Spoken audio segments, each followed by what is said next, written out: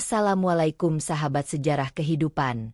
Bayangkan, seorang ayah miskin yang jujur, tiba-tiba ditarik paksa ke kantor desa.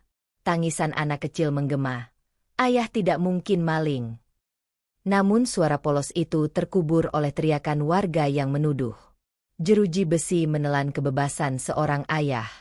Air mata istri jatuh. Tubuhnya pingsan. Dan malam-malam panjang dipenuhi doa serta derita. 5 tahun lamanya.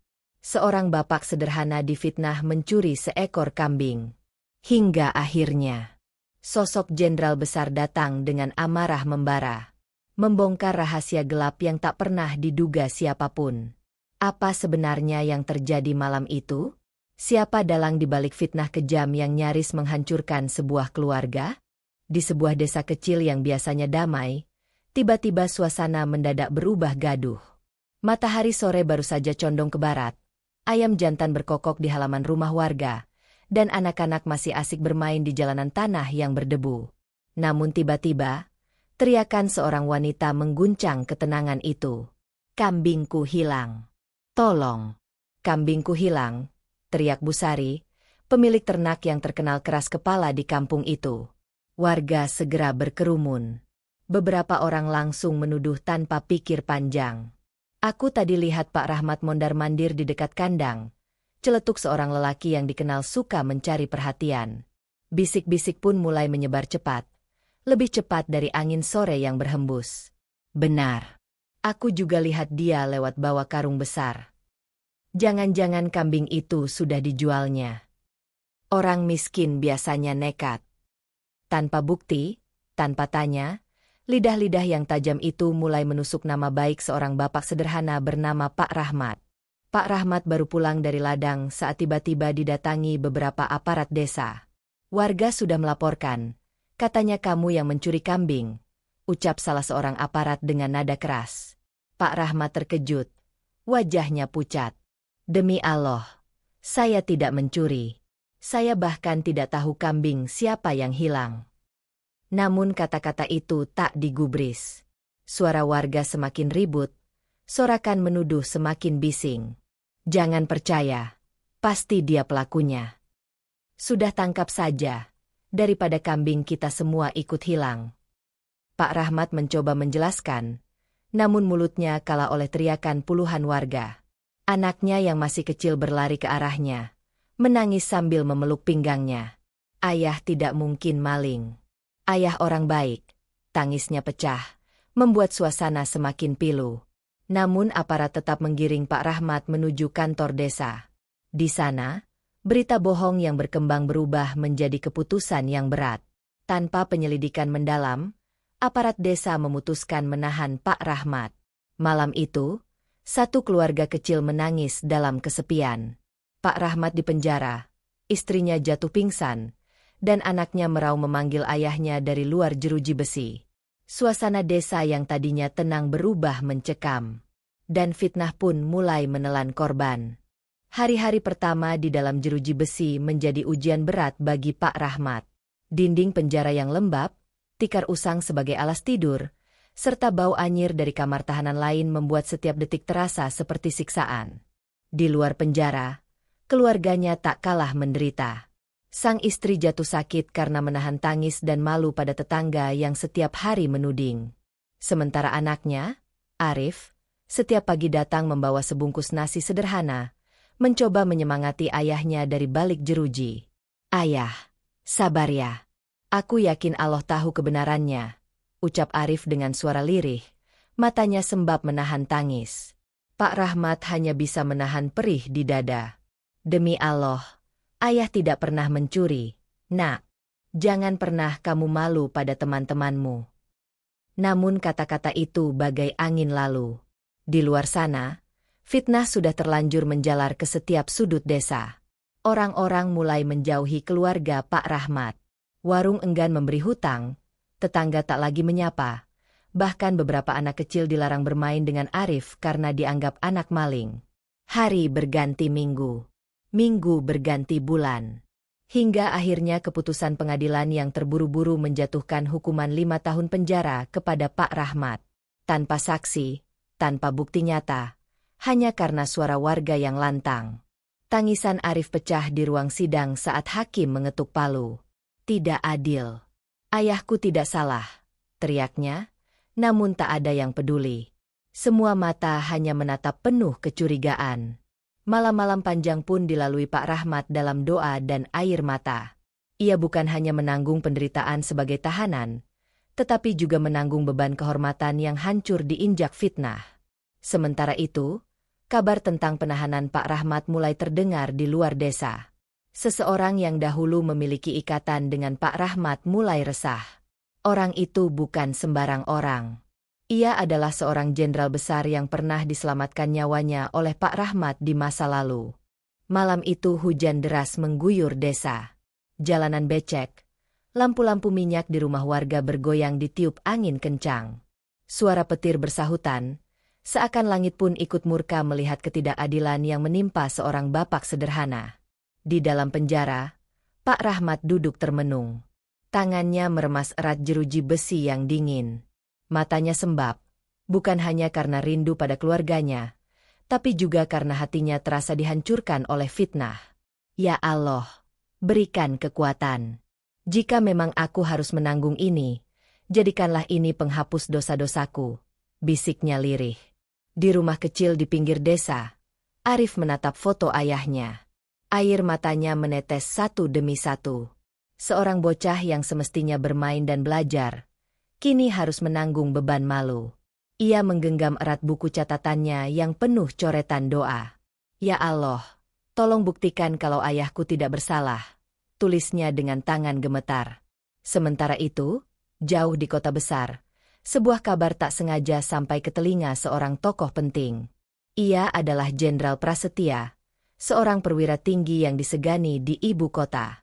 Jenderal itu dikenal berwibawa, berhati tegas, namun juga memiliki sisi kemanusiaan yang kuat. Kabar itu datang dari seorang wartawan kecil yang menulis berita tentang kejanggalan kasus pencurian kambing. Berita sederhana itu akhirnya masuk ke meja jenderal. Seketika, nama Rahmat di dalam tulisan itu membuatnya terhenyak. Rahmat? Tidak mungkin. Rahmat itu orang baik. Aku masih ingat jasanya saat dulu aku tersesat di hutan waktu operasi militer. Dia yang menolongku, memberi air, memberi tempat berteduh, bahkan menutup tubuhku dari serangan binatang buas. Wajah jenderal memerah, tangannya bergetar. Dan sekarang, dia dituduh maling kambing? Tidak masuk akal. Orang sejujur dia ditahan tanpa bukti. Jenderal berdiri dari kursinya. Suaranya menggema memenuhi ruangan rapat. Siapkan kendaraan. Malam ini juga kita ke desa itu. Para ajudan terkejut. Tapi, Jenderal, hujan sangat deras. Jalanan berlumpur. Ini berbahaya. Namun Jenderal Prasetya menatap tajam. Aku tidak peduli. Jika orang yang pernah menyelamatkan nyawaku kini dipenjara karena fitnah, aku yang harus berdiri di depannya. Hujan bukan penghalang. Ini soal keadilan. Mobil dinas berwarna hitam pekat melaju menembus hujan deras. Sirene meraung, menembus keheningan malam. Jalanan desa yang sepi mendadak riuh oleh suara ban mobil yang membelah kubangan lumpur. Di dalam penjara desa, Pak Rahmat tiba-tiba mendengar derap langkah ramai. Suara mesin mobil berhenti di depan kantor polisi desa. Lampu sorot menembus kaca kecil penjara. Arif yang kebetulan masih terjaga di rumah tetangganya, mendengar suara itu. Ia berlari menembus hujan, tubuh kecilnya basah kuyup. Namun hatinya berdegup kencang. Ia merasa ada sesuatu yang besar akan terjadi malam itu. Pintu mobil terbuka dengan suara tegas. Dari dalam, keluar seorang pria tinggi dengan seragam lengkap, wajahnya penuh wibawa. Dialah Jenderal Prasetya. Para aparat desa mendadak panik. Sebagian berdiri tegak memberi hormat. Namun Jenderal tidak membalas hormat itu. Ia langsung berjalan cepat masuk ke kantor polisi desa dengan langkah berat penuh amarah. Tatapan matanya bagaikan kilat yang siap menyambar siapapun yang berani menghadang. Mana Rahmat? Mana orang yang kalian tuduh maling kambing itu? Suaranya lantang, memenuhi setiap sudut ruangan. Para aparat saling pandang. Wajah mereka pucat pasi. Salah satu dari mereka terbata-bata menjawab, Itu, dia ditahan di dalam, Jenderal." Jenderal Prasetya mengepalkan tangannya. Rahangnya mengeras. "Berani-beraninya kalian menahan orang baik tanpa bukti. Malam ini juga aku ingin melihatnya dibebaskan. Jika tidak, aku yang akan mengamuk di sini." Suasana kantor desa mencekam. Hujan di luar semakin deras. Suara petir menggelegar. Seakan langit pun menunggu keputusan besar. Suasana kantor polisi desa malam itu seperti dihantam badai. Bukan hanya hujan deras di luar yang mengguncang, tetapi juga kehadiran sosok Jenderal Prasetya yang bagaikan petir menyambar. Para aparat yang biasanya keras kepala kini terdiam. Wajah mereka memucat. Beberapa berbisik panik. Sebagian lainnya mencoba berdiri tegak. Namun lutut mereka gemetar tak mampu menahan wibawa sang jenderal. Pak Rahmat yang mendengar keributan dari dalam sel hanya bisa beristighfar. Ia tak tahu siapa yang datang. Tetapi suara lantang itu terasa familiar. Hatinya berdegup. Seakan ada harapan baru yang mengetuk pintu takdirnya. Jenderal melangkah maju. Sepatu hitamnya menghentak lantai kayu tua. Tatapannya menusuk ke arah kepala polisi desa yang gemetar ketakutan. "Katakan padaku, atas dasar apa kalian menahan Rahmat?" Suara jenderal berat, menggelegar seperti guntur. Kepala polisi desa terbata-bata. "Itu karena laporan warga, Jenderal. Mereka bilang Rahmat terlihat di dekat kandang kambing. Jadi kami..." "Diam," bentak jenderal. Meja kayu dipukulnya hingga bergetar. Semua orang tersentak. Udara di ruangan seakan membeku. Apakah laporan tanpa bukti bisa langsung memenjarakan orang? Apakah hukum di desa ini sudah kalian jual pada teriakan orang banyak? Tak ada yang berani menjawab. Hanya suara hujan deras yang menemani. Jenderal mendekat. Wajahnya hanya sejengkal dari kepala polisi. "Aku bertanya sekali lagi. Mana buktinya? Mana kambing yang katanya dicuri? Mana saksi yang melihat dengan jelas Rahmat membawa kambing itu?" Kepala polisi terdiam. Bibirnya bergetar. Tidak ada, Jenderal." Suara jenderal meninggi, bagai raungan singa di hutan. "Tidak ada bukti, tidak ada saksi, tidak ada kambing. Lalu kalian berani menahan seorang bapak miskin hingga divonis 5 tahun penjara? Apakah kalian sudah kehilangan akal?" Pak Rahmat dari balik jeruji hanya bisa terisak. Ia mendengar setiap kata-kata itu, dan dadanya bergetar antara lega dan haru. Arif yang berdiri basah kuyup di luar pintu, menyaksikan semua dengan mata membelalak. Bocah itu berbisik pelan. Suaranya pecah oleh tangis. Itu jenderal yang pernah ayah ceritakan. Orang baik yang ayah tolong dulu." Jenderal menoleh ke arah sel. Matanya langsung menemukan sosok kurus yang duduk lunglai di balik jeruji. "Rahmat," bisiknya dengan nada penuh luka dan marah bercampur jadi satu. Ia kemudian berbalik ke arah aparat desa. "Dengar baik-baik. Malam ini juga, buka pintu sel itu. Bebaskan Rahmat. Jika kalian berani menahannya 1 menit lagi, aku akan buat kalian semua menyesal." Ruangan hening. Tidak ada satupun yang berani menolak. Kunci sel diambil dengan tangan gemetar. Suara logam berderit, dan pintu besi itu akhirnya terbuka. Arif langsung berlari, memeluk ayahnya sambil menangis keras. Ayah bebas." Pak Rahmat masih duduk terpaku, tak percaya dengan apa yang baru terjadi. Air matanya jatuh deras, membasahi tanah yang dingin di bawah kakinya. Namun jenderal belum selesai. Ia menatap seluruh aparat desa dengan sorot mata tajam. "Aku tidak akan pergi begitu saja. Mulai malam ini, aku sendiri yang akan mengusut siapa dalang di balik fitnah ini. Jika aku menemukan ada yang bermain-main dengan keadilan, maka aku pastikan hukuman yang sebenarnya akan jatuh di kepala kalian." Hening. Tak ada yang berani bernapas keras. Dan malam itu, suara hujan seolah berubah menjadi saksi turunnya keadilan pertama bagi Rahmat yang difitnah. Malam itu, meski pintu sel sudah terbuka, Suasana belum tenang. Pak Rahmat memang bebas. Namun luka fitnah yang menempel di dirinya belum hilang. Arif masih terus memeluk ayahnya. Seakan takut jika ayahnya kembali direnggut oleh jeruji besi. Jenderal Prasetya berdiri tegak di tengah ruangan.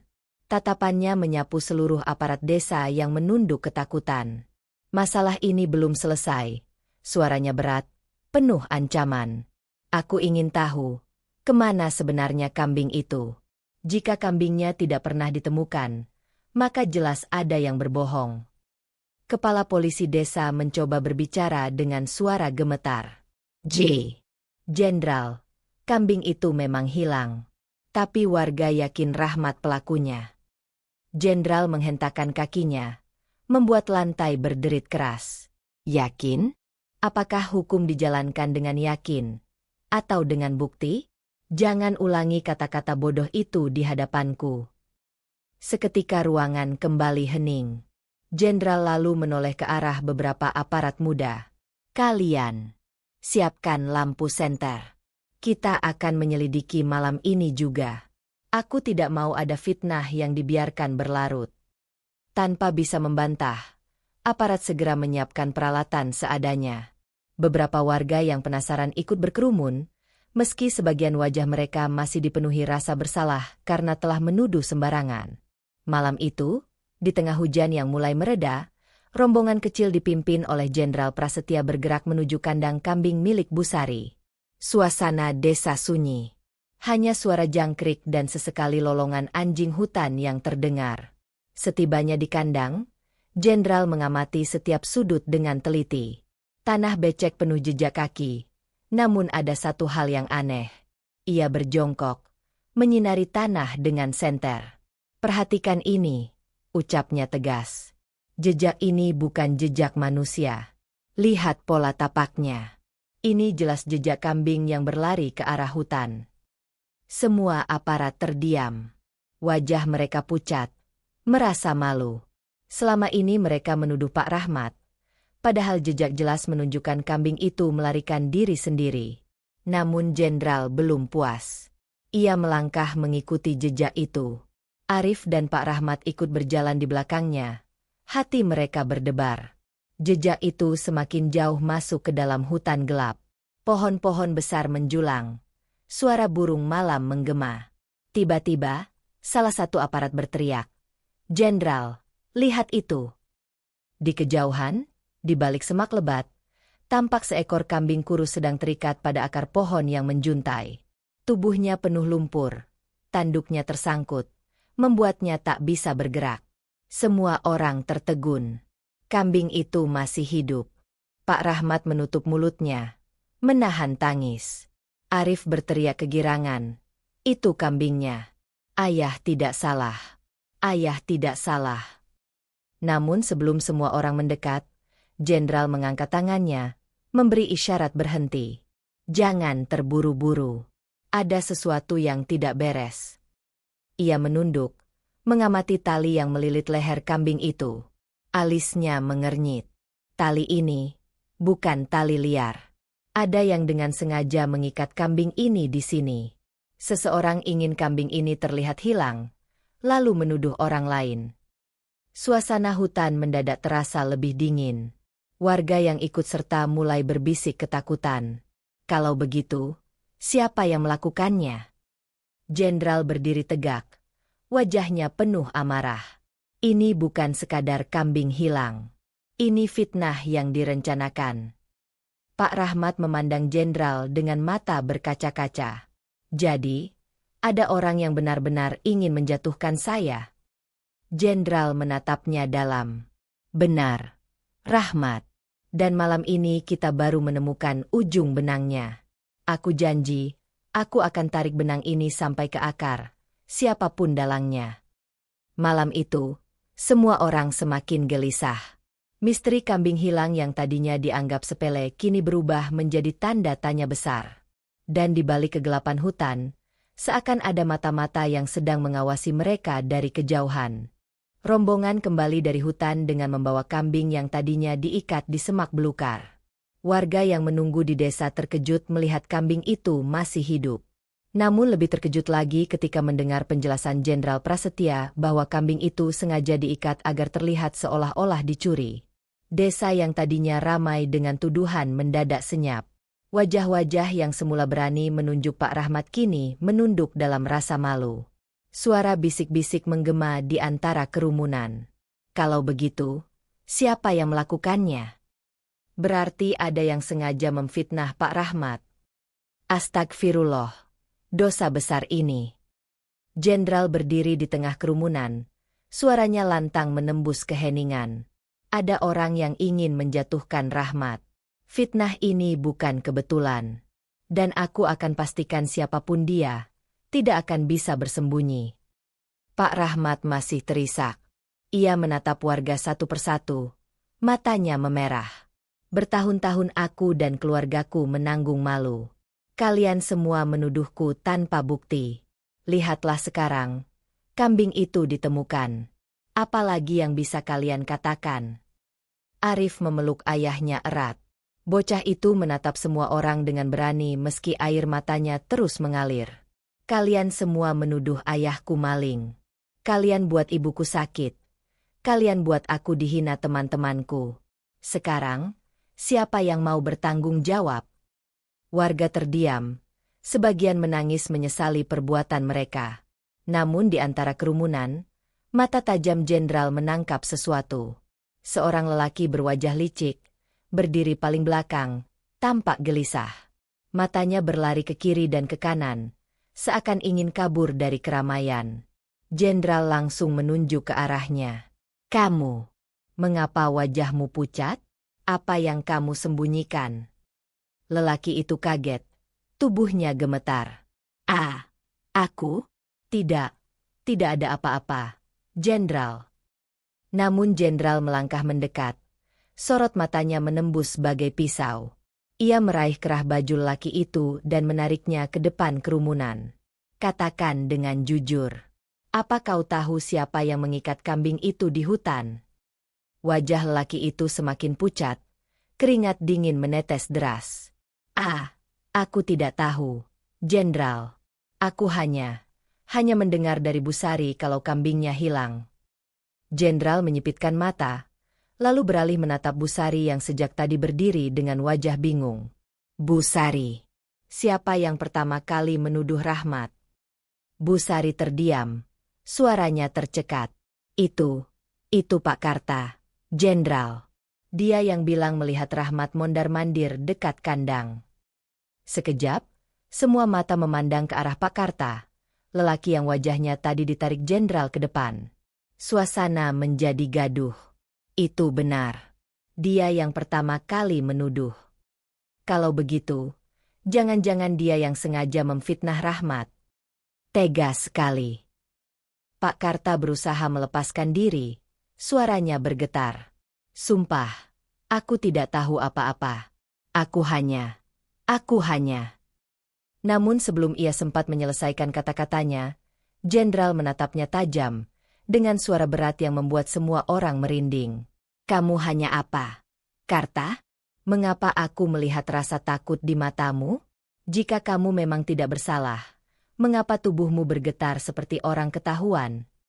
Pak Karta terdiam. Tubuhnya limbung. Hampir jatuh. Pak Rahmat menatapnya penuh amarah bercampur luka.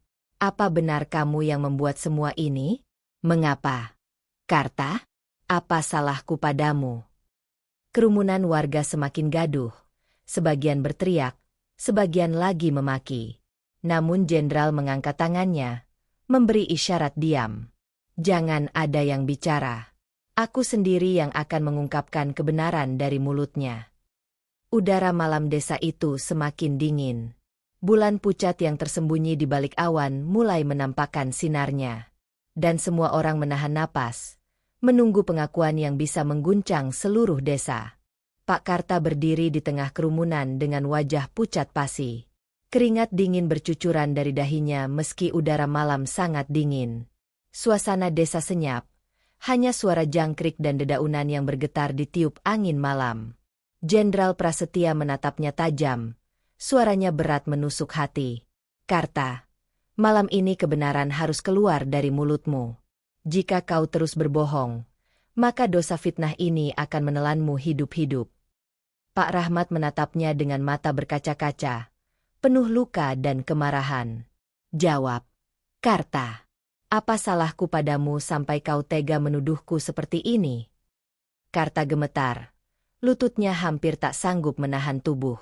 Suara seraknya pecah di keheningan malam.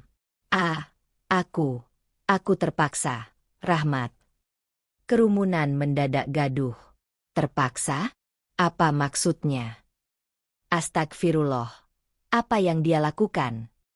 Jenderal menghentakkan kakinya, membuat semua terdiam. Ceritakan semuanya. Jangan ada yang kau sembunyikan. Karta menunduk. Air matanya mulai jatuh. Aku punya hutang besar pada rentenir kota. Mereka mengancam akan mengambil rumahku jika aku tidak segera melunasi. Saat itu, seseorang datang kepadaku. Dia bilang, jika aku bisa membuat Rahmat masuk penjara, maka hutang-hutangku akan lunas. Warga serentak terkejut. Suara mereka bercampur jadi satu. Ya Allah! Berarti ini semua ada yang merencanakan. Siapa orang itu? Karta. Karta menatap jenderal dengan mata penuh rasa takut. Aku tidak berani menyebut namanya. Jenderal, dia orang berkuasa. Jika aku buka mulut, nyawaku bisa melayang. Jenderal menatapnya tanpa berkedip. Wajahnya bagaikan tembok baja. Kau tidak perlu takut. Selama aku di sini, tidak akan ada satupun yang bisa menyentuhmu. Katakan siapa dia. Karta menggigit bibirnya. Tubuhnya bergetar semakin hebat. Aku tidak bisa. Dia terlalu berbahaya. Aku hanya orang kecil. Jenderal. Pak Rahmat maju selangkah. Suaranya parau namun penuh keberanian. Karta, ingatlah. Fitnahmu sudah menghancurkan hidupku. Istriku jatuh sakit. Anakku dihina. Jika kau masih punya hati, katakan kebenarannya malam ini juga. Karta menutup wajahnya dengan kedua tangan. Tangisnya pecah. Aku hanya menjalankan perintah. Dia orang dekat aparat. Dia yang mengatur semua ini. Jenderal langsung mendekat. Suaranya meninggi seperti guntur yang menggema di seluruh desa. Siapa namanya? Katakan sekarang juga. Atau aku anggap kau bagian dari dalang utama. Kerumunan warga menahan napas. Semua mata tertuju pada Karta yang terus menangis. Dan di tengah keheningan itu, ia akhirnya berteriak histeris. Orang itu adalah kepala desa sendiri. Kerumunan mendadak pecah. Suara teriakan dan bisikan panik memenuhi udara. Waduh, benar-benar gila ini. Astagfirullah. Kepala desa sendiri. Tega sekali. Dia fitnah warganya sendiri. Jenderal menoleh cepat ke arah kepala desa yang berdiri di belakang kerumunan dengan wajah kaku. Tatapan jenderal bagaikan kilatan pedang yang siap menebas kapan saja. Kepala desa, apa yang kau lakukan terhadap Rahmat? Apakah benar engkau dalang dari semua fitnah ini? Malam itu menjadi saksi detik-detik kebenaran mulai terkuak. Namun jawaban kepala desa bisa saja mengubah segalanya. Semua mata kini tertuju pada kepala desa. Wajahnya pucat, namun matanya masih mencoba menampilkan ketegasan. Kerumunan warga mendadak hening, seakan seluruh desa menahan napas menunggu pengakuan darinya. Jenderal Prasetya maju selangkah. Suaranya berat menggelegar. Kepala desa, katakan, apakah benar engkau dalang dari semua fitnah ini? Kepala desa tersenyum kaku, mencoba menguasai keadaan. Jenderal, jangan mudah percaya kata-kata seorang pengecut seperti Karta. Aku adalah pemimpin desa ini. Tidak mungkin aku melakukan hal sekeji itu. Namun Karta berteriak. Tangisnya masih pecah. Saya tidak bohong. Jenderal, dia yang suruh saya tuduh Rahmat. Dia janji akan lunasi hutang-hutang saya. Semua ini atas perintahnya. Kerumunan warga kembali gaduh. Ya Allah, ternyata benar. Kami sudah ditipu. Kepala desa memanfaatkan jabatannya. Jenderal mengangkat tangannya, membuat semua orang diam seketika. Tatapannya menusuk ke arah kepala desa. Aku sudah lama tahu ada yang tidak beres di desa ini. Dan sekarang, kebenaran sudah di depan mata. Kau bisa menyangkal 1000 kali, tapi kebenaran tidak akan pernah bisa kau sembunyikan. Kepala desa mulai kehilangan kendali. Suaranya meninggi, hampir seperti orang putus asa. Semua fitnah. Aku tidak ada urusan dengan kambing itu. Jangan bodoh.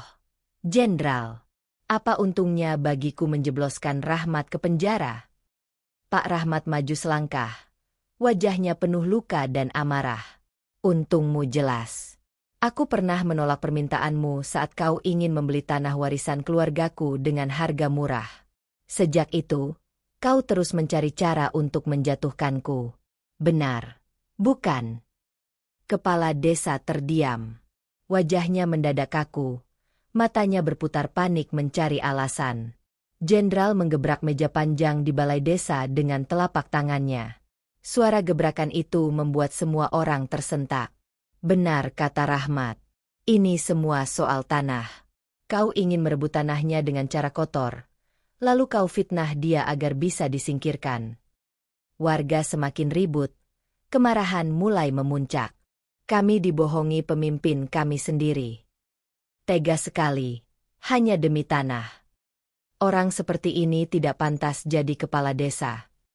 Jenderal menatap aparat yang ada di situ. Tangkap kepala desa. Malam ini juga dia harus diperiksa. Jangan biarkan jabatan membuatnya kebal hukum. Namun sebelum aparat sempat bergerak, kepala desa berlari ke arah pintu. Tubuhnya melesat keluar, menembus kegelapan malam. Warga berteriak panik. Beberapa mencoba mengejar. Arif menggenggam erat tangan ayahnya. Ayah, dia kabur. Jenderal menatap tajam ke arah kegelapan tempat kepala desa menghilang. Rahangnya mengeras. Suaranya dingin namun penuh ancaman. Dia boleh lari malam ini, tapi tidak akan pernah bisa bersembunyi dari kebenaran. Aku sendiri yang akan mengejarnya sampai ketemu. Malam itu desa diguncang oleh kenyataan pahit. Pemimpin yang selama ini dipercaya, ternyata menyimpan rahasia gelap demi kepentingan pribadinya. Dan perburuan untuk menegakkan keadilan baru saja dimulai. Hujan kembali turun deras malam itu, seakan langit ingin membersihkan segala dosa yang menodai desa kecil tersebut. Kepala desa berlari terbirit-birit menembus gelap hutan. Kakinya terperosok lumpur, nafasnya tersengal. Namun rasa takut membuatnya terus memaksa tubuh untuk berlari. Di balai desa, Jenderal Prasetya berdiri tegak. Matanya tajam menatap arah pelarian itu. Siapkan obor, senter, dan anjing pelacak. Malam ini juga kita kejar. Jangan biarkan dia lolos. Aparat desa yang semula pengecut, kini tak berani membantah. Mereka segera berlari mengambil perlengkapan. Warga pun ikut ramai. Sebagian membawa bambu, sebagian membawa lampu minyak.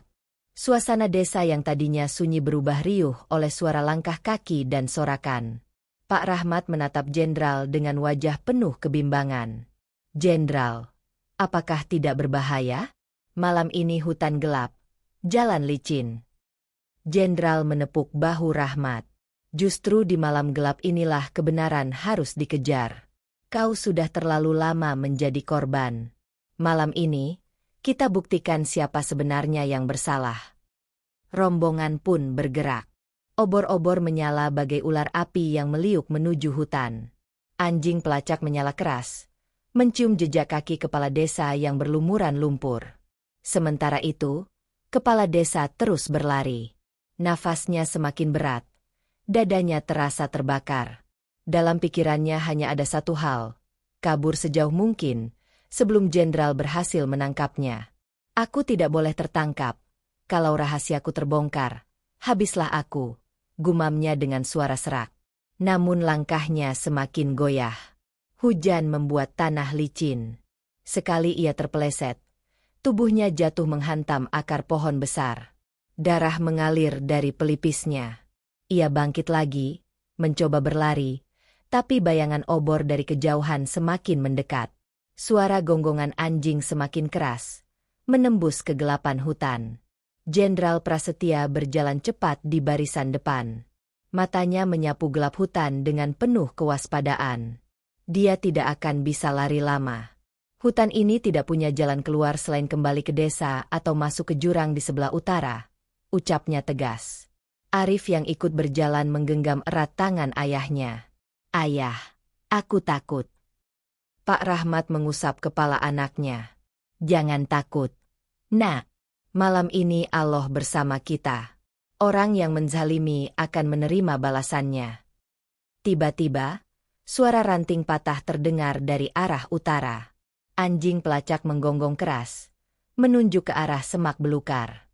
Jenderal langsung mengangkat tangannya, memberi tanda untuk berhenti. Dengar baik-baik, suaranya pelan namun tegas. Dia ada di dekat sini. Jangan biarkan dia lolos. Kepung dari 3 arah. Aparat desa langsung bergerak. Sebagian mengitari dari kiri, sebagian dari kanan. Warga menahan napas. Obor mereka bergetar diterpa angin malam. Kepala desa yang bersembunyi di balik pohon besar mulai panik. Matanya liar. Napasnya terengah. Aku tidak boleh tertangkap. Aku harus lari ke jurang. Mungkin mereka tidak akan menemukanku. Namun sebelum ia sempat berlari lagi, suara lantang jenderal menggema di hutan. Kepala desa, berhentilah. Malam ini kebenaran sudah menelanjangimu. Jangan paksa aku menangkapmu dengan cara keras. Keheningan hutan mendadak mencekam. Hanya suara hujan, gonggongan anjing, dan detak jantung semua orang yang menunggu apa yang akan terjadi selanjutnya. Hutan malam itu bagai panggung besar. Obor-obor menyala, cahaya api menari di antara batang-batang pohon, sementara hujan rintik menambah suasana mencekam. Semua orang menahan napas. Di balik pohon besar, kepala desa terjebak. Tubuhnya gemetar, pelipisnya masih mengucurkan darah, dan matanya berkilat penuh ketakutan. Jenderal Prasetya berdiri tegak di depan kerumunan. Suaranya berat memecah keheningan. Kepala desa, malam ini bukan malam untuk berbohong. Fitnahmu telah menghancurkan seorang ayah yang tidak bersalah. Keluar sekarang, atau aku sendiri yang akan menyeretmu keluar dari lubang persembunyianmu. Tak ada jawaban. Hanya suara hujan dan gemerisik daun. Arif berbisik di pelukan ayahnya. Ayah, apakah dia akan tertangkap? Pak Rahmat menunduk, menahan air mata. Percayalah, nak, tidak ada fitnah yang bisa bersembunyi dari mata Allah. Tiba-tiba, kepala desa melompat dari persembunyian dan berlari ke arah utara, menuju tebing curam yang hanya diterangi cahaya bulan pucat. Warga berteriak panik. Dia mau ke jurang. Hentikan dia. Jenderal segera mengejar. Langkah kakinya berat namun mantap. Kau tidak akan lolos. Kepala desa. Kepala desa berlari sekuat tenaga. Nafasnya hampir habis. Namun tanah licin membuat langkahnya goyah. Sekali ia terpeleset, tubuhnya hampir terjerembab ke tepi jurang yang dalam dan gelap. Ia berpegangan pada akar pohon. Wajahnya pucat pasi. Jenderal tiba tepat waktu. Ia berdiri hanya beberapa langkah di belakangnya. Kau masih punya kesempatan terakhir. Serahkan dirimu, atau kau akan binasa di jurang itu. Kepala desa menoleh dengan mata penuh putus asa. Aku tidak bisa. Jika aku tertangkap, semua rahasiaku terbongkar. Aku akan hancur. Jenderal mendekat. Tatapannya tajam bagai pedang. Kau sudah hancur sejak kau menzalimi orang baik dengan fitnah. Malam ini, pilihan ada di tanganmu. Menyerah dengan sisa harga dirimu, atau terjun dan lenyap bersama dosamu. Kepala desa menangis. Tubuhnya gemetar hebat. Kerumunan warga yang berdiri jauh di belakang menatap dengan wajah muram. Beberapa bersuara lirih. Astagfirullah, betapa kejamnya fitnah ini. Kami salah menaruh percaya padanya.